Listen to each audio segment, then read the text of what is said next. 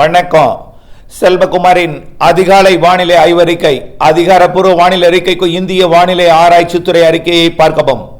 2025 December 20 சனிக்கிழமை அதிகாலை நிலவர வானிலை பதிவு. இன்றைக்கு நேற்றை விட நீலகிரியில் சற்று 1 டிகிரி வெப்பம் உயர்ந்திருக்கு. அதாவது -2 இருந்தது -1 1 டிகிரி உயர்ந்திருக்கிறது. அதாவது 0 டிகிரி என்றாலே உறைபனி தான். நேற்றைக்கு ரொம்ப உறைஞ்சிருச்சு, 2 டிகிரி வரைக்கும் -2 வரைக்கும் போனது. இன்றைக்கு -1 இருக்கு. சில இடங்கள்ல 2 டிகிரி 3 டிகிரி கூட இருக்கும். மழையில ஏற்ற இறக்கம், பள்ளத்தாக்கு, உயர சிகரம் எல்லாமே வேறுபட்ட இடங்களாக இருக்கும். மழை பொழிவு எப்படி அருகருகிலே வேறுபட்டு இருக்கிறதோ அதே போலதான் நீலகிரி மாவட்டத்தில் மிகவும் குறைந்தபட்ச வெப்பநிலை -1 இருக்கிறது இன்றைக்கு. ஆக இன்றைக்கும் உறைபனி கொட்டுகிறது. ஆகவே அதிகாலையில் தான் அதிகமான கொட்டுகிறது. அதாவது 4 மணிலிருந்து 6 மணி வரைக்கும். இப்பொழுதுதான் இந்த 4 மணிக்கு பிறகுதான் இப்பொழுதுதான் அதிகமாக கொட்டுகிறதாக அறிய முடிகிறது.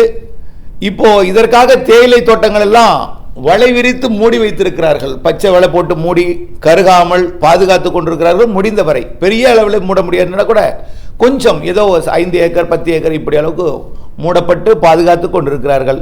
இருந்தாலும் விவசாயிகள் கவலைப்படவில்லை வேண்டியதில்லை. தேயிலை மட்டுமல்ல, அனைத்து காய்கறிகளுமே குருத்துகள் கருகுகின்றன. அப்படி இருக்கிறது, உருளைக்கிழங்கு முதல் எல்லாமே. ஆகவே இந்த நிலையில் கேரட் எல்லாம் வரக்கூடிய நாட்களில் கண்டிப்பாக கிறிஸ்மஸோட இந்த மூடுபனி, இந்த உறைபனி நிறைவடைந்து விடும். கிறிஸ்மஸ் வரைக்கும் தான். இன்னும் எப்படியாவது ஒரு 4-5 நாட்கள் நாம் கடத்தியாக வேண்டும். அதற்கு பிறகு கண்டிப்பாக இந்த உறைபனி என்பது விலகி இருக்கும். அதற்கப்புறம் மழை இருக்கிறது.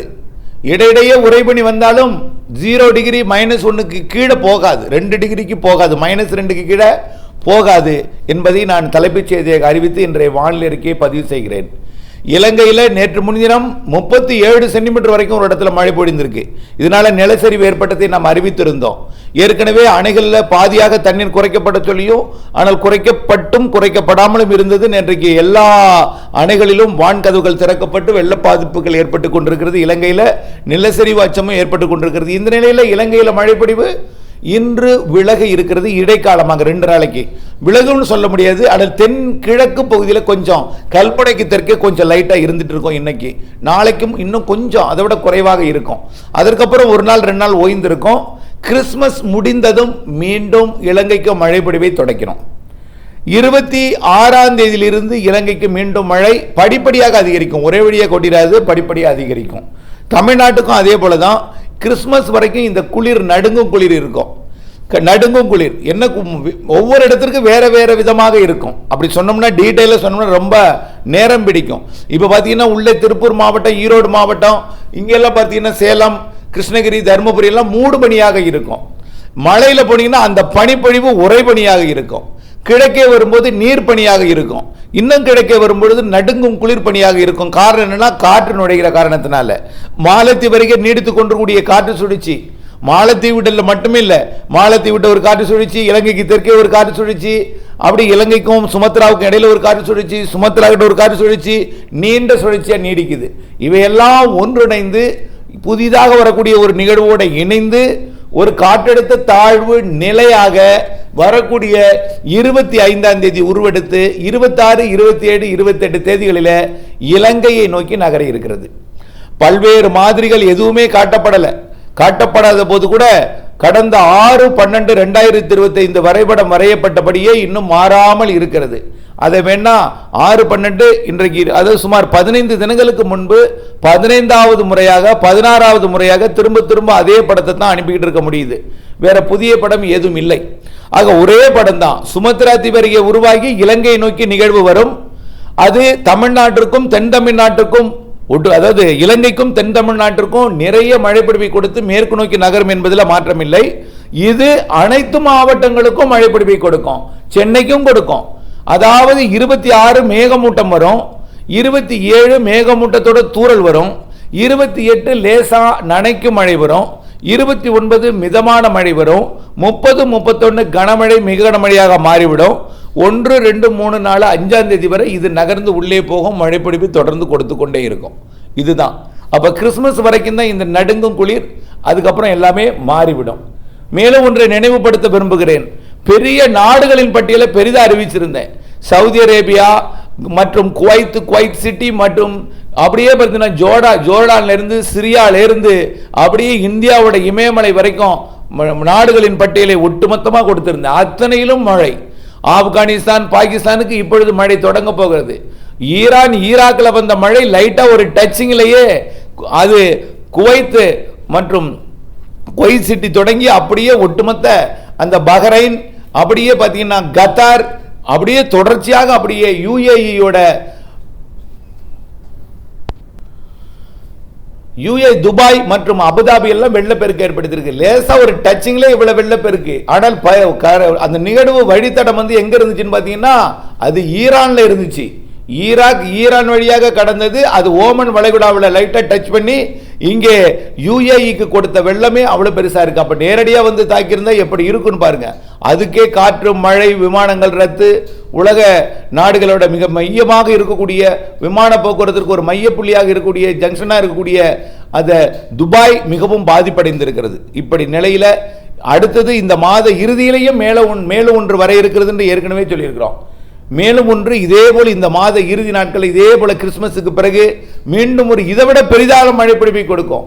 சவுதி அரேபியா முதல் இமயமலை வரைக்கும் ஒட்டுமொத்த அரபு நாடுகள் மற்றும் ஈரான் ஈராக் ஆப்கானிஸ்தான் பாகிஸ்தான் மற்றும் இந்தியாவோட பாகிஸ்தான் எல்லையோர பகுதி காஷ்மீர் தொடங்கி அருணாச்சல பிரதேசம் வரைக்கும் அதே போல டெல்லிக்கும் கூட மழை பொழிவை கொடுக்க போகுது. டெல்லி மற்றும் உத்தரப்பிரதேசம் பகுதி வரைக்கும் இந்த மாத இறுதி. அந்த நேரத்தில் தான் இந்த நிகழ்வு இங்கே வரப்போகுது. அந்த நேரத்தில் தான் குளிரலை தடைபட போகிறது. குளிரலை தடைபட போகிற காரணத்தினால தான் முன்னேறி ஏற போகிறது. நிலநடுக்கோட்டுக்கு தெற்கே இருக்கக்கூடிய குளிரை ஈர்க்கும் அமைப்பு விலகி போக போகிறது. அரபிக்கடல் வழியாக இமயமலை குளிரை ஈர்க்க போகிறது வட இந்திய குளிரலையை.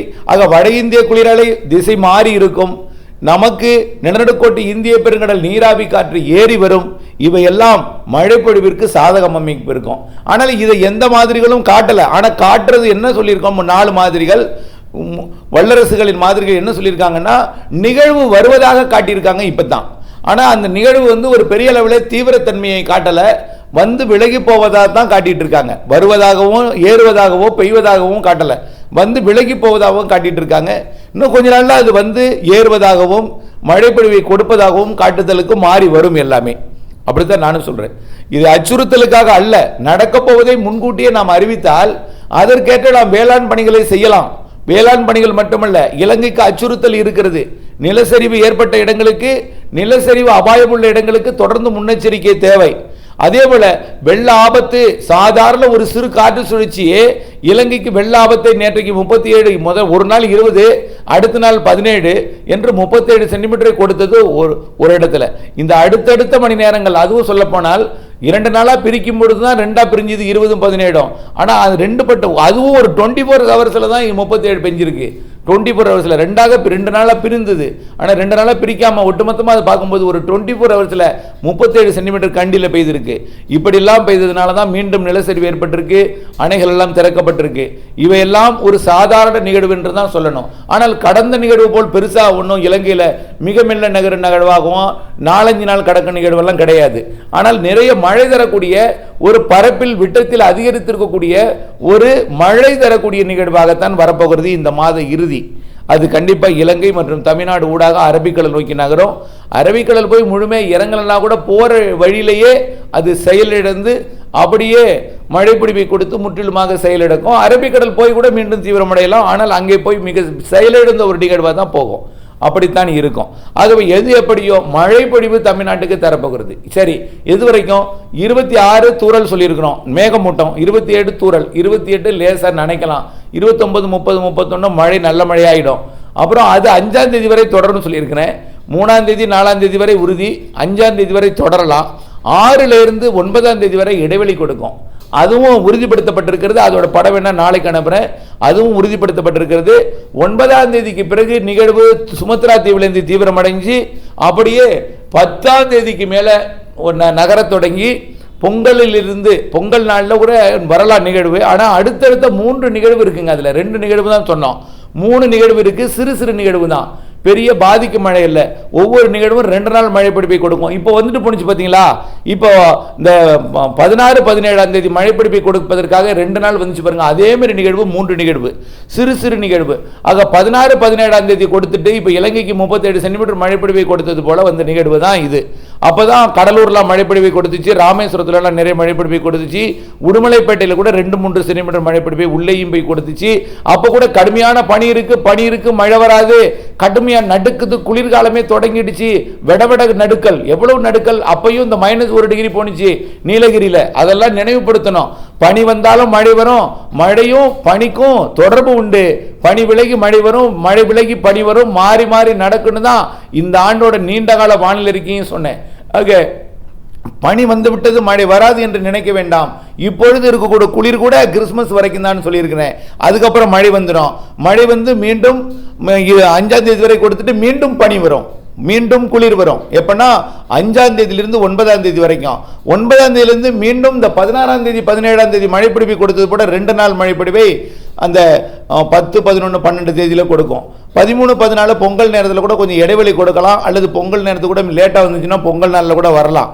அது 2 நாள் இருக்கு மழை. அந்த நாளில் மீண்டும் பொங்கல் முடிஞ்சு அடுத்த 2 நாள் 3 நாள் மழை பொழிவை கொடுக்கும், மீண்டும் 2 நாள் இடைவெளி கொடுக்கும், மீண்டும் பொங்கல் முடிஞ்சு 2 நாள் 3 நாள் மழை பொழிவை கொடுக்கும். இப்படியே தான் ஜனவரி 25ஆம் தேதி வரை கடக்க போகிறது. ஆக 10லிருந்து 25 வரை 3 சிறு நிகழ்வுகள் இருக்கிறது. நல்ல மழை பொழிவு தர இருக்கிறது உள்ளே போய். அப்போ அதெல்லாம் என்ன செய்யும், 2 சென்டிமீட்டர் 3 சென்டிமீட்டர் 4 சென்டிமீட்டர் வரைக்கும் கொடுக்கும். கடலோரத்தில் 10 சென்டிமீட்டர் 5 சென்டிமீட்டர் வரைக்கும் கொடுக்கும் பல இடங்களில். அப்படிப்பட்ட நிகழ்வு பொங்கல் நிகழ்வு. ஆனால் அதற்கு முன் இப்போ இந்த மாத இறுதி நிகழ்வு வலுவானது, நிறைய மழைப்பொழிவை தரக்கூடியது என்பதையும், இலங்கைக்கு தொடர்ந்து முன்னெச்சரிக்கை தேவை என்பதையும், வடக்கு கிழக்கு மாகாணங்களுக்கு ஜனவரி இறுதி வரை முன்னெச்சரிக்கை தொடரட்டும் என்பதையும், தெற்கு மாகாணங்களுக்கு பிப்ரவரி 15 வரை முன்னெச்சரிக்கை தொடர வேண்டும் என்பதையும் தெரியப்படுத்த விரும்புகிறேன். மீண்டும் சவுதி அரேபியா உள்ளிட்ட அரபு நாடுகளுக்கும், இமயமலை வரை உள்ள பாகிஸ்தான், ஆப்கானிஸ்தான் வரை உள்ள நாடுகள், டெல்லி உள்ளிட்ட வட மாநிலங்களுக்கு இந்த மாத இறுதியில் மழைப்பொழிவும் இமயமலையில் பனிச்சரிவையும் ஏற்படுத்தும். ராணுவ வீரர்கள் முன்னெச்சரிக்கையுடன் இருக்க வேண்டும். இந்த மாத கிறிஸ்துமஸுக்கு பிறகு பனிச்சரிவிற்கு வாய்ப்பு இருக்கிறது. இமயமலையில் பனி புயலாக வந்து மழைப்பொழிவை கொடுக்கும். மழை பொழியும் பொழுது உருகும் பனி, சரியும் பனி, உருகி அதாவது பாறையாக இருப்பது சரிய வாய்ப்பு இருக்கிறது. முன்னெச்சரிக்கை ராணுவ வீரர்கள் கண்டிப்பாக தேவை இந்த மாத இறுதி நாட்களிலே. அதே போல டெல்லி மாசுவை குறைக்கும் அளவிற்கு மழை இருக்கிறது. அது ஒரு மகிழ்ச்சியான தகவல். ஆனால் மாசு வந்து இடைக்காலம் தான். மாசு இருந்துகிட்டு இருக்கும். மாசு மழையால் தரைக்கு கரைஞ்சி தரைக்கு வந்துடும். அதாவது காற்று மாசு நில மாசா மாறிடும், அவ்வளவுதான். ஆனால் மாசு இந்த மழை போனோன்னா மீண்டும் இருந்துட்டே இருக்கும். மே மாசம் வரைக்கும் டெல்லிக்கு மாசு இந்த வருஷம் இருக்கும். கண்டிப்பா ஏப்ரல் மாசம் இறுதி வரைக்கும் டெல்லி மாசு குறையாது. ஆகவே ஏப்ரல் மாதம் வரைக்கும் டெல்லி மாசு இதே அளவில் இருக்கும் என்பதில் மாற்றம் இல்லை. தொடர்ந்து வானிலை அப்டேட்ஸோட இணைந்திருங்கள். வானிலை இருந்து விவசாயம் செய்திட அன்போடு கேட்டுக்கொள்கிறேன். நன்றி.